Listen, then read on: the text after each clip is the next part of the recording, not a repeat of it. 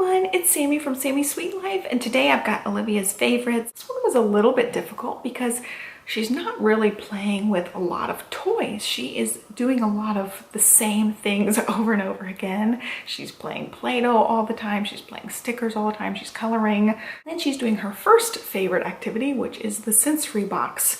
So all I did was I bought a tub and I filled it with pinto beans. So these are just dried beans I got at Target. I think I got 6 pounds of beans, and it seems to be plenty. So I've got all these different random scoopers, and she just goes to town playing with these beans. I've also put her counting cookies and her alphabet soup letters in with the beans so that she can kind of hunt for them. We can dig them up, and she can identify things as we play. It is a little bit of a learning activity since we're doing alphabets at the same time. But mostly it's just playing. It's mostly fine and gross motor skills with the pouring and the dumping and balancing and using our fine motor skills to pick up the individual beans. Now I will tell you, I would do something differently if I wasn't so cheap. Ordinarily, when you're doing these kind of things, it's recommended that you have either some sort of tarp or a flat sheet underneath their bin when they're doing this. But we actually don't have any flat sheets. We only use the fitted sheet. I know it's kind of weird, but we don't use a flat sheet. So I don't have any of those. I gave those away. So I'm not gonna go buy a flat sheet just for this sensory activity. So it is a situation where we do get beans all over the floor and we have to pick them all up. But on some level, I think that's good because she is picking up after herself a little bit. She's kind of cleaning as we go, and sometimes she just flat out dumps them all over the place, and it's a lot of mommy and daddy picking up beans too. Anyway, that has been really fun. It didn't cost much. I already had the container, but even those containers aren't very expensive. I already had all the scoops and things, and I just happened to throw in 2 of her already existing toys in with the bin. But as with everything that I'm going to talk about in this video, I'll link as many of the things in the description box below as I can. I'll link to the counting cookies and I'll link to the alphabet soup letters. Those have both been some things she's really liked playing with even outside of the bean sensory bin. So moving on to the next thing, I want to talk about books real quick. I've got quite a few of her favorites here still. She absolutely loves. Basically all of these books are books she's grabbed more frequently than other books. So first we've got Snow Babies by Laura Ellen Anderson. Love all of her books. I hope she makes more of them. This is just a really cute one. It's the same author that wrote Chicks and Puppies. It's got the cute little animals. Now we've been counting the animals, which she really likes to do. This is one that her grandma and grandpa got for her last Christmas, but she's just been obsessed with this book. I haven't shown it in any of these favorites videos that I can remember, but it's been a huge favorite the past few months. This is called Oliver Twist. It's like the kiddie version. It's part of this Cozy Classics line, and there's a bunch of them that show on the back. So there's Pride and Prejudice, Moby Dick. It's just a word on each page, so I'll show you. It's words that are from the book, so you can kind of tell a kid version of the story, like this one. So this whole page is just about more. So I spell out the word, I say the word a few times, and she loves it. If it's like the 3rd or 4th time we're flipping through this book and I don't spell a word, she will stop me and she will start pointing to the letters and make me spell the words. So I have to spell all the words in the book over and over again.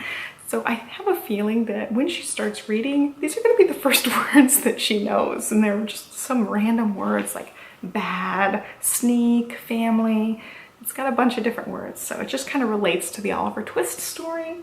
I really like that one. So I've got 2 bedtime books, and this one's one she hasn't read at bedtime, but it's called Twinkle Twinkle Time for Bed. So you sing it like Twinkle Twinkle Little Star, and I sing it, and she wants me to sing it as soon as I'm done. She wants me to sing it again. So we go through this book a bunch of times. Recently, the past month or 2, she's picked out her own bedtime story.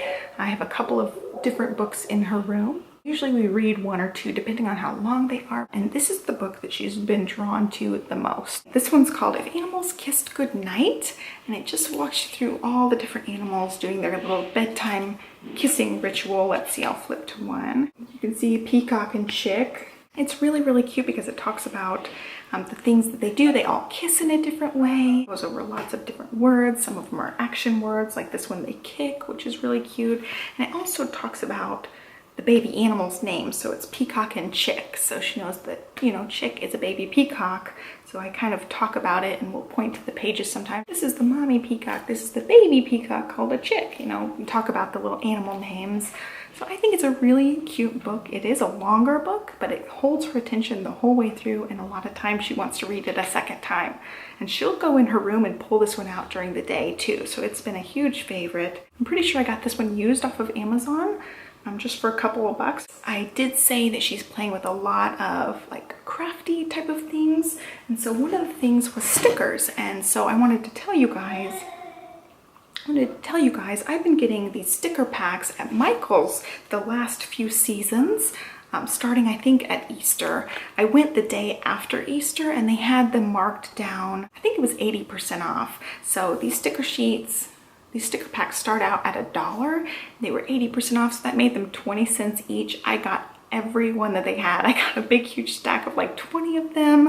And I did the same thing during the summer. I think after 4th of July, they had some clearance. And then I also got some during Halloween. They had the Halloween ones 50% off, like before Halloween. So I ended up with a bunch of Halloween ones that made them 50 cents, which I don't think was bad at all, but these have hundreds of stickers in them. And I just pull off a page, just pull out a page, hand it to her, I hand her a piece of paper, and she goes to town on the stickers. She does need some help peeling some of them off, so I will be there helping her a lot of the time, peeling some of them off just to get them started. She can just play stickers for 30 to 45 minutes at a time, and we do this multiple times a day. So you can see how our day gets filled up with activities like the beans, the stickers, the coloring. We pull out the coloring at least a couple of times a day. So I'll talk about the coloring situation here. So first we have these triangle crayons, which are wonderful. I think she holds these better than the little round crayons, and I like that they don't roll off the table. She likes to dump out the little container and then pick them up, and sometimes not pick them up. So if they were round, they would be rolling all over the place. But these are just some off-brand one. My mom got these ones. They're called Crazy Art. They actually work really nicely. I've always been kind of a Crayola snob, thinking the Crayola crayons and markers were better, but these ones actually are really good. They write really easily. And then for the coloring part of that, we have these giant coloring pages. And what I like about these is they aren't a book. When we were trying to color with a coloring book, they were small. She'd like scribble on a page and then want to flip to a new page.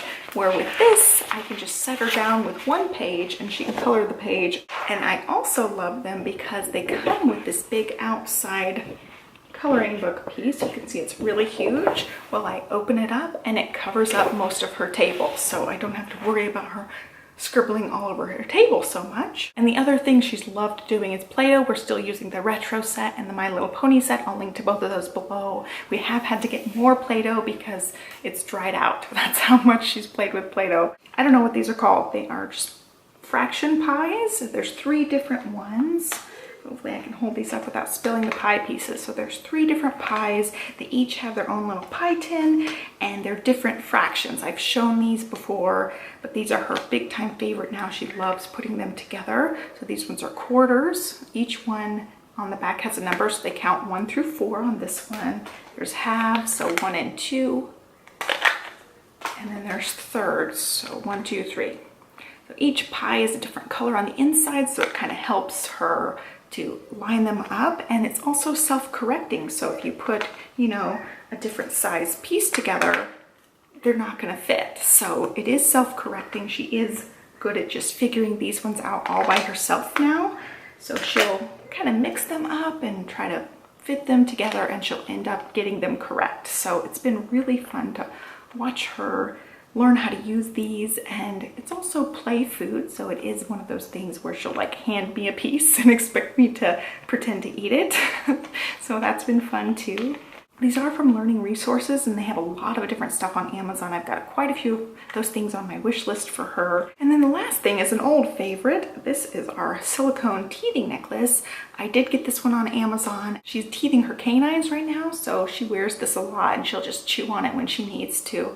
relieve some of that teething pressure. If you happen to be a new mom watching this, I definitely recommend getting one of these silicone teething necklaces. I used to wear this when she was a teeny tiny baby, and I would let her, you know, chew on it or play with it while I was nursing or while we were out. And so now that she's bigger, she wears it, and it's also decorative. There's been a lot of times, especially recently, where she will want to wear this when we leave the house. She'll put it on when we're ready to go. So it's, you know, an accessory, it's decorative, it's functional. I really like it. And I think this one was like $15, so it wasn't bad at all. But anyway, I hear my little girl screaming out there, so I gotta get this video wrapped up. I hope you guys enjoyed it. I'll link to everything in the description box.